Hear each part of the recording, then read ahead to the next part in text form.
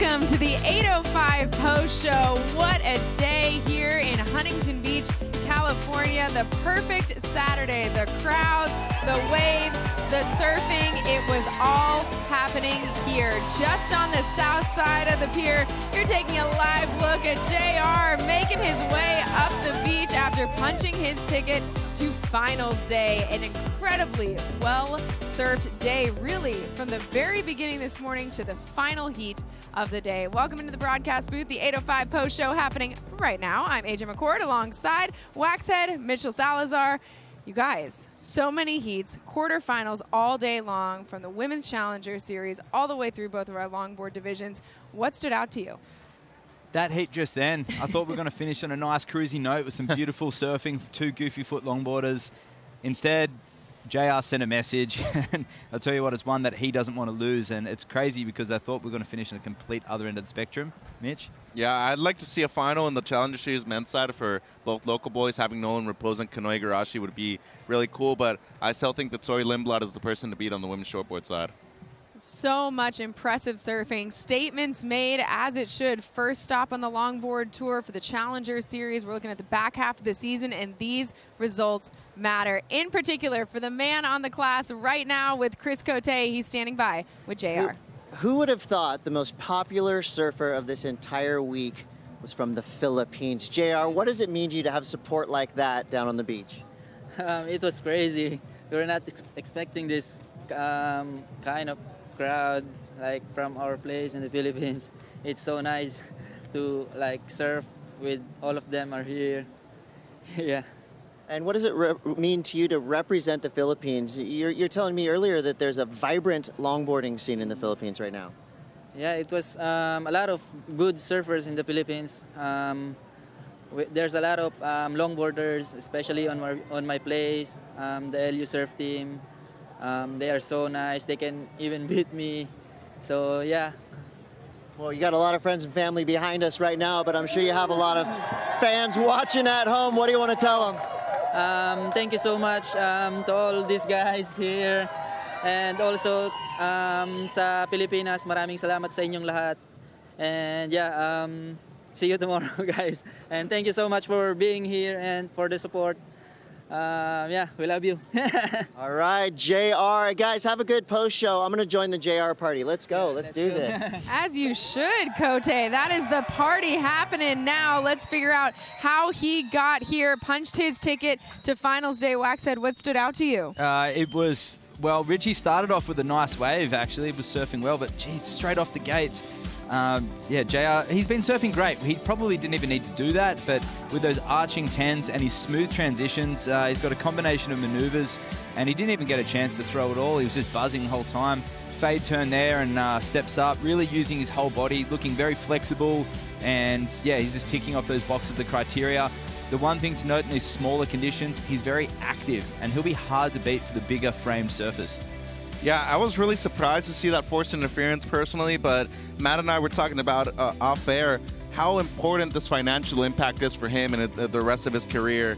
I mean, Richie, props to him. Actually, if he wouldn't have had the interference, he would have been moving through into the semifinals, but you could see the frustration when he came in on the water. He surfed great, and unfortunately for him, Rogelio just wanted to make that heat at all costs, and we definitely saw somebody who has competitive experience go out here and really apply it at a beach break like this. So let's take a look. Rogelio going to be taking on Kaniela Stewart in semifinal number 2, but to kick us off, it's going to be Taylor Jensen and Tony Silvani. Matt, for you, what do you think about when you see those two? That's going to be a tale of veterans. Both of those guys know each other's pros and cons, and Taylor's surfing as good as he ever has, but Tony, I tell you what, he's really adapted to the criteria and he's looking good as well. Yeah, I'm thinking Taylor Jensen, Kaniela Stewart myself. I think we're going to see a rematch of last year's final, and I actually think Kaniela Stewart takes his first one here in HB. Ooh, I like the take, Mitch. Let's talk a little bit about the women's longboarding next, you guys, because they started off the Huntington Beach Longboard Classic today, and we had a fantastic one between two women who just pushed the envelope every time they hit the board. But it's Kelis Kaleopa'a taking down Rachel Tilley. Yeah, Kelis showing why she's won this event, and she's looking like she's smooth enough to do it again, showing a couple of little nerves, but as soon as she warmed up, Tell you what, she's going to be very hard to beat once again. From nose to tail, looking very good. What was most surprising about this heat was that Kelis was actually trailing for most of it. Came from behind, was able to take out the victory against Rachel Tilley, who made the semifinals last year. But you mentioned, Matt, the smooth style of Kelis Kaleopa'a, doing it on both the rights and the lefts. Great stuff there from Kelis.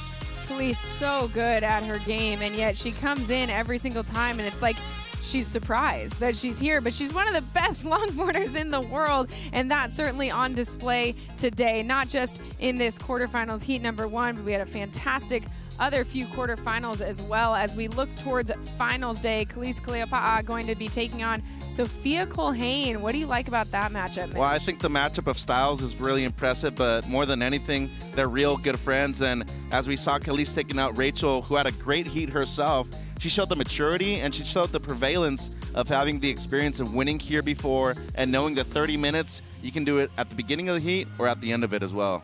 And then, Matt, let's take a look at semifinal number 2. Soleil Erico, 2-time world champs, Honolua Blomfield. I mean, this is some heavy hitters tomorrow. 5 world titles between them both, and Soleil in red-hot form, but Honolua just naturally finding her way through a very jumbled lineup, which caught a lot of veterans off guard, like Chloe Calmon, and Lindsay Steinrady, both getting knocked out earlier on. I would have thought in these conditions it would have gone a really long way. Absolutely. I was just so impressed with the poise that people showed throughout their heats, the way they were scrapping for the waves, so much opportunity, and really at the end of the day, that is all you can ask for. I don't know how we possibly sifted through all of the fantastic rides here in the Huntington Beach Longboard Classic, but this is your Cup Noodles Wave of the Day. I want you to talk us through it, Matt. Tony Silvani, so 5 and 10 combo, and it was the mixture. He's really far down the beach here, but it opened up this long right-hander, allowing a lot of variety. So Tony working this one all the way through into the crowd. He's so far up the beach, but just a combination of maneuvers, and the judges really appreciating not just the length of ride, but the variety that he had on display. The 7-4-3, Mitch, really exemplified, like Waxhead was saying, through all the variety that he showed. Yeah, and he found a clean wave, too, which is really hard to do in the afternoon conditions when the wind's picked up, especially when you have that tide that's decreasing throughout the later afternoon as well. Funny thing is that he paddled out with a long sleeve spring suit before the heat, then eventually transitioned to the board shorts knowing that it was way warmer than he actually thought it was. That's what everybody has been saying today. The water's warmed up, the waves are still here. What else could you ask for on day 8 Not here much. of the U.S. Open? Let's go back to how we started our day with the Men's Challenger Series getting in the water earlier. And we had, again, some quarterfinals that were really spicy. Another interference we had at one point. Let's take a look at this. And this is something we do see at HB a lot of interferences, but in 4-man heats, not 2-man. And that one, very unfortunate. Before a wave had even been ridden, we had Reef Hazelwood get that interference against him, but also would have taken out the heat had his heat total had been counted. Against Nolan Raposa, who, Mitch, is somebody who has been fighting to prove just how much he belongs in finals day here at Huntington Beach. Yeah, and he's already matching his best performance here at this event already. Another semifinal finish guaranteed for him. But as I've said before, you cannot count out Nolan Raposa until the very end of the heat.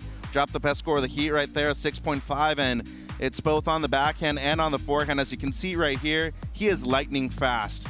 Growing up on this spot, especially in the amateur series, he has been one of the standout surfers throughout his career at this location, but coming up against a very talented goofy footer from Australia as well. Yeah, Reef's style and poise, we were waiting for something big, and he delivered, but unfortunately, with that second wave score being halved, it wasn't enough to take the win, but it would have had both scores had been counted. And here he goes, just unleashing. We knew this was going to be a heat full of fireworks, and it was, but unfortunately it had ended before it had almost really started, but still a really good showreel. And that's something that Reef is going to have to take away from this, Yep. of course, is just, hey, it didn't end the way that I wanted it to. I made this, had the interference happen, but I can be proud of the way that I surfed it. For Nolan, he's going up against another Southern California native in Crosby Colapinto, who, my goodness, has been on fire for this entire event. And then you look at the other semifinal, Eli Hanneman also having to take on somebody who knows this pier like the back of his hand in Kanoa Igarashi, Mitch. Well, Kanoa's motivated. He wants to go for number 3, but given the performances that he's had on the championship tour this year, he's looking to get his best result and get a victory here. But I really like that opening matchup. Nolan Raposa, Crosby Colapinto, they have a lot of experience among each other. It's going to be a fun one. For I you, think, Matt, yeah. I think both have the unpredictability. Eli on his backside there really generating a slightly different line, which gave him that that high score to get through that heat. Yep. But on the other end of the spectrum, we don't know what Nolan's going to throw at us. Kode said 2s or 10s, and I truly believe that's what he's going to do. He's going to get a couple of 2s, and he's going to be going for that 10, and he wants to win. He feels like somebody who's just showing us more and more every single time he serves, and I'm not convinced we've seen everything he has just yet. But certainly tomorrow, the time to lay it all on the line when it is finals day. In the Women's Challenger Series, they got us started here on this Saturday, and let's take a look first and foremost. Sally Fitzgibbons taking on Daniela Rosas, and Sally, with all that championship tour experience, just lighting it up. Well, and she got that 7 after Daniela used her priority on an inside left, and luckily for Fitzgibbons, she was able to back it up with something in the mid-5s, and fortunately for her, a lot of these lefts ended up being her best scoring rides too. You can see that pier bowl left just activating during this mid-tide, and to me, Matt, it seems like she's found her form so far and found her placing here at Southside HB. And encouragingly, Daniela started off, she was leading for half the heat, and Sally has had to come behind from most of her victories throughout this event, but Daniela not looking like I guess the new face on tour. She looks like a seasoned veteran going up against Sally, and I love just the strong, powerful, direct surfing from Daniela. She's going to do a lot of damage coming up in the next 2 events. The thing that I love watching about Sally is every time she comes out of the water, she says, I knew how I could get a little bit better today. And that is her that is her motivation. Certainly something I have no doubt we're going to see from her tomorrow. She is going up against Leilani McGonigal, who Mitch had her first CT taste earlier this year in El Salvador, and she is just trying to fight to prove that she belongs there. Yeah, she wants to extend that kind of opportunity to compete at the CT level, but I still feel that Sawyer Lindblad is going to be the champion at the end of tomorrow. Would really like to see an all-goofy footer battle between Lindblad and McGonigal myself, but it just feels like Sally Fitzgibbons has been growing with her performances throughout the event too, and she just looks comfortable out there right now, AJ.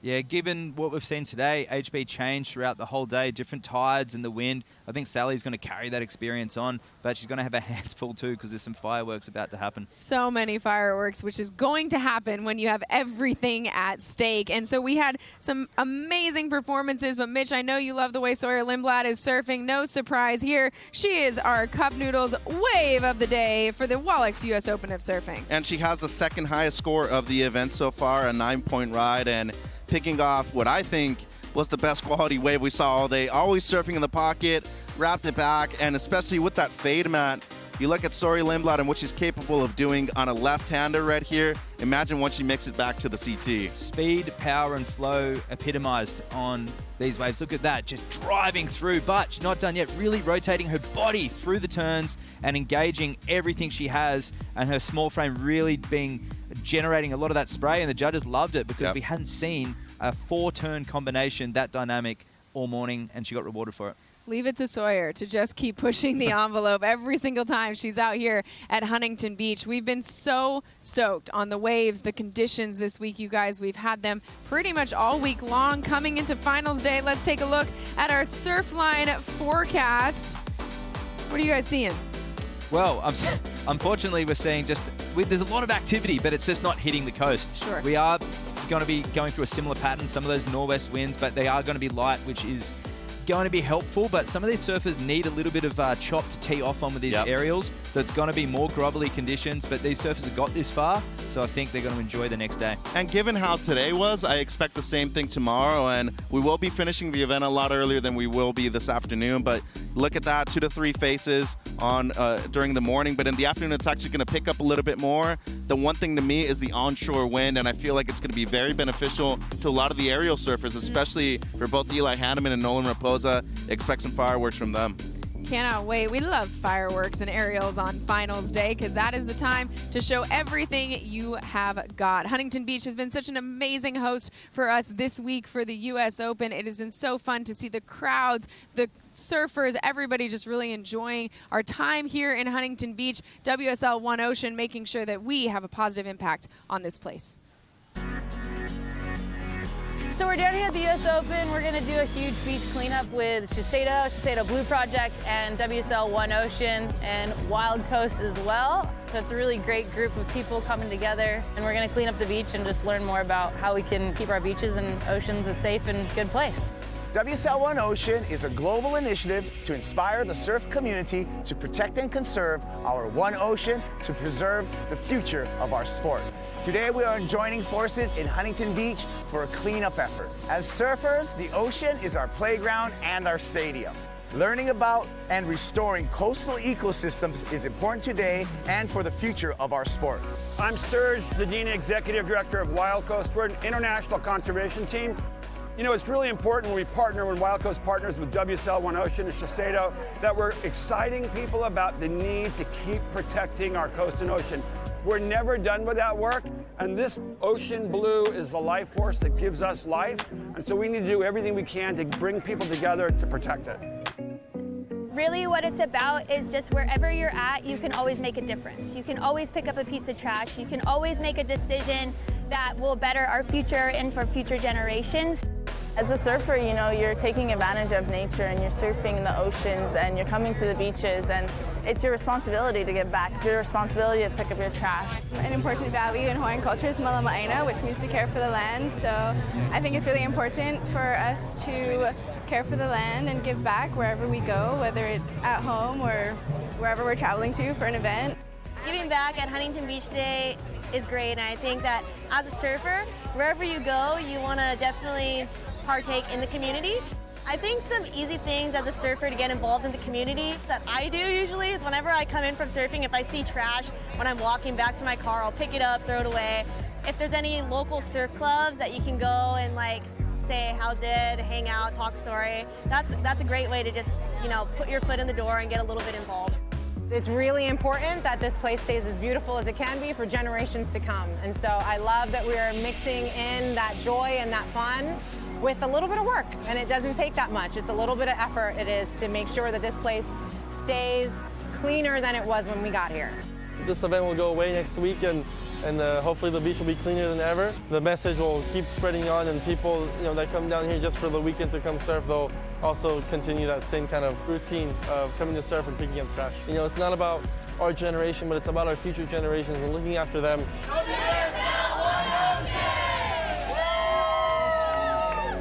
Show us what you're doing to protect our one ocean by posting on social media with the hashtag WSL One Ocean and tagging WSL One Ocean in your post.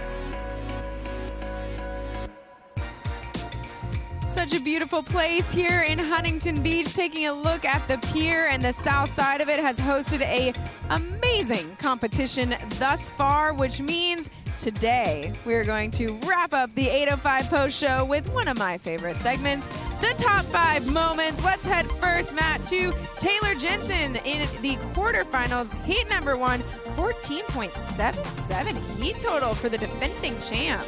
And the veteran Taylor straight up to a hang 10 and slicing this one back through the chop. And at this point, a long way down the beach, he found this bonus section, which once again, we hadn't seen too much throughout the day, and just tipping that one off, and he wasn't going to fall off that.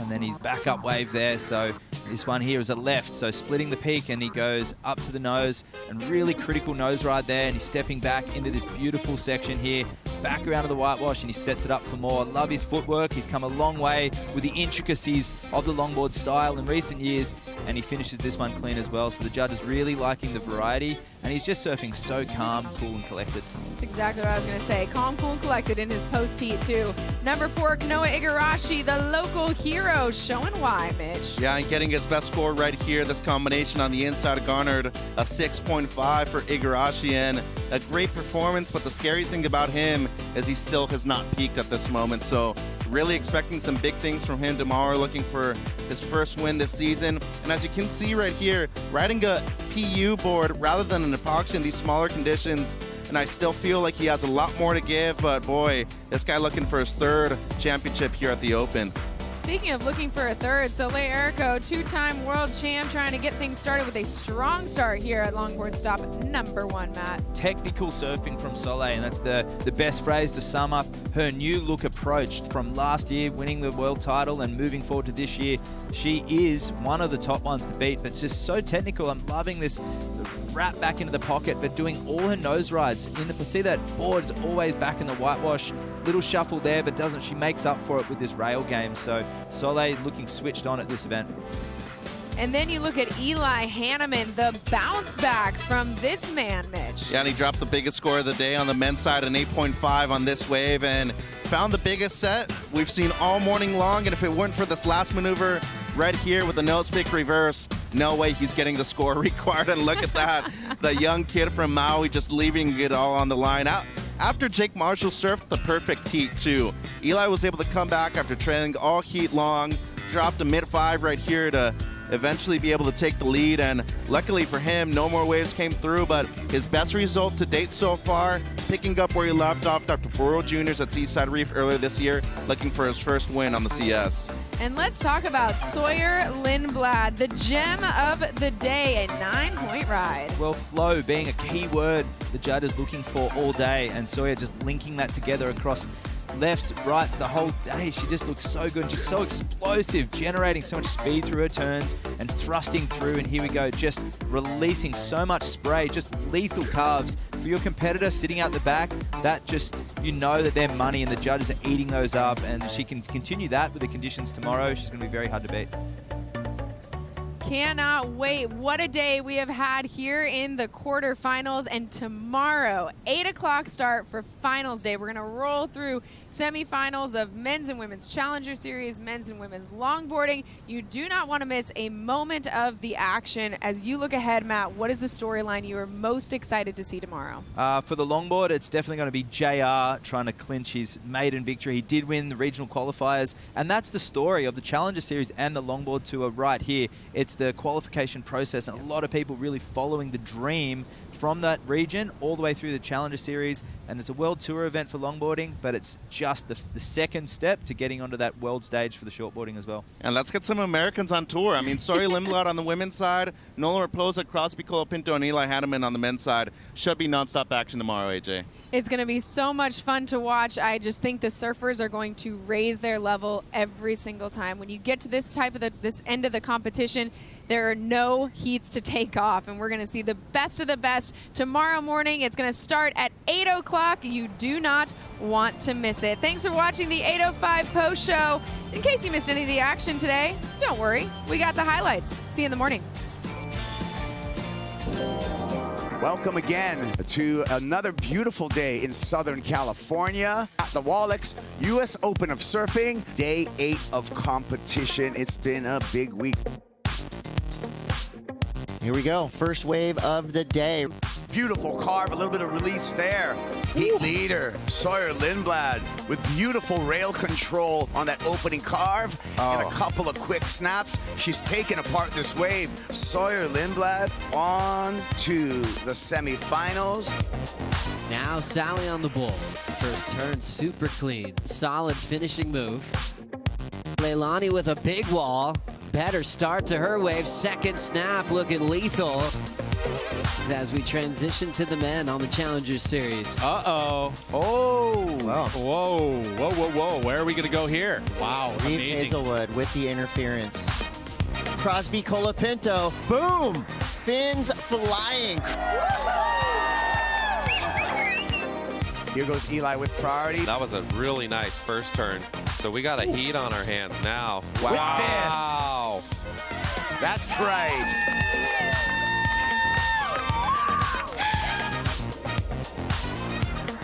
A third title could be in Kanoa's density here at the U.S. Open as we transition into the Huntington Beach Longboard Classic. Staying high on the wave. Beautiful nose ride here. Pose over the nose, stepping back. So this is going to be a good scoring wave.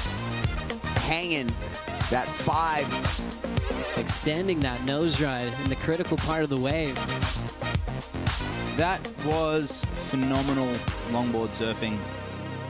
This copyrighted event broadcast is produced by the World Surf League for broadcast around the world and may not be retransmitted, reproduced, rebroadcast, or otherwise distributed or used